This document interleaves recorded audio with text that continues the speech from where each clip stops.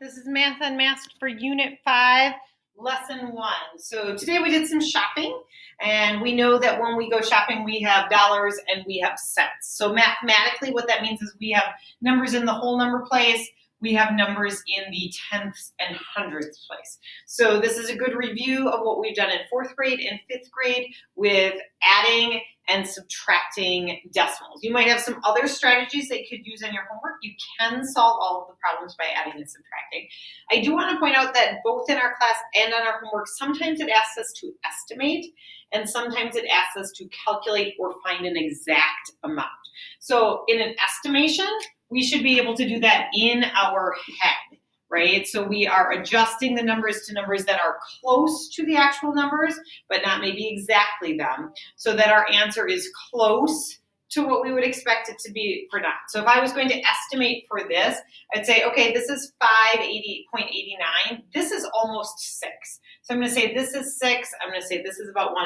My answer for this should be about 7. That is an estimation. For this one, I've got about 7, and I'm taking away close to $2. So 7 minus 2 is 5. My answer should be around 5. Sometimes in math, we use that wavy approximation symbol to show that this would be about 5 and that this would be about 7, right? So then when we are calculating or finding an exact amount, then we have to actually do the numbers. And the thing we reminded us in class is if we are going to take away or combine, we need to make sure that our decimals are stacked vertically right on top of each other, right? If you think about what you were doing in elementary school when you had the table with each place value, right?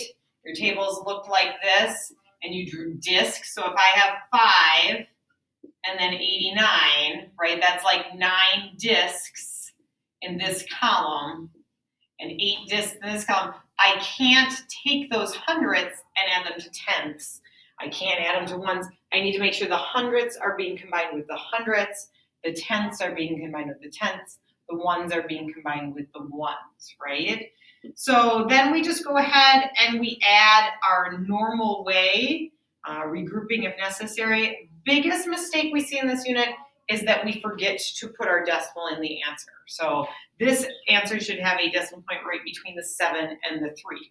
734 is not the same as 7.34. So if you forget your decimal, it will be wrong because it's not the right answer. Okay, and we can see when we estimated our answer would be about 7, and our answer was 7.34. So our estimate is a good way to help us check to make sure it's correct. For subtraction, again, same thing. I can't take hundredths away except from hundredths. I can't take tenths away except from tenths. Also, please make sure you're thinking about when you add and when you subtract. So I need to do some regrouping here before I can go ahead and subtract. So then I subtract the same way, thinking about those same things, hundredths to hundredths, tenths to tenths, ones to ones, and making sure that my answer has a decimal point in it. So you'll want to use those strategies while you work on your homework tonight. Good luck.